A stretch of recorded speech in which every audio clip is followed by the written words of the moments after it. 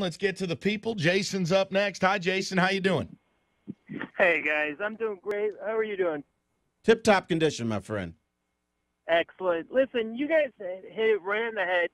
The sports world has become so saturated with overabundance of media coverage, reports of just everything, just tipped down like, oh, Kelvin Johnson bent back his fingernail today at practice. What's it going to mean for the season? And you know what? You're absolutely correct, because a couple years ago I called in. I talked to you guys about this. I said I'm losing interest in sports where I don't care as much about the Lions losing this week versus what my fantasy football team did for me today. Mm. You know, and that's the truth. I mean, I care more about my fantasy football team because what it means for me.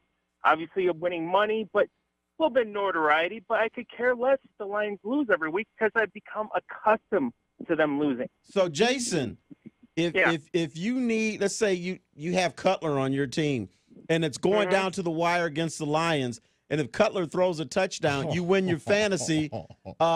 If he doesn't, the Lions win. Ooh. Which are you choosing?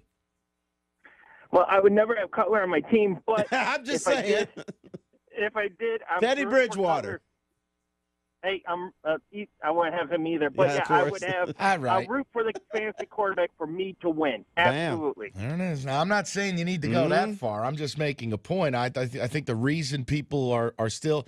I don't think people care as much about the wins and losses as they used to. I think that the fantasy stuff, the gambling stuff, and the amount of information out there, it has saturated it to a point where it's just disgusting. Yes, Mike. And what Terry just said is a good point, because I wonder that myself. I wonder if the average Detroit fan would rather have their fantasy football team win that week or have the Lions win that week. And it comes down to a last drive. What are you rooting for? I your think team only your or the Lions?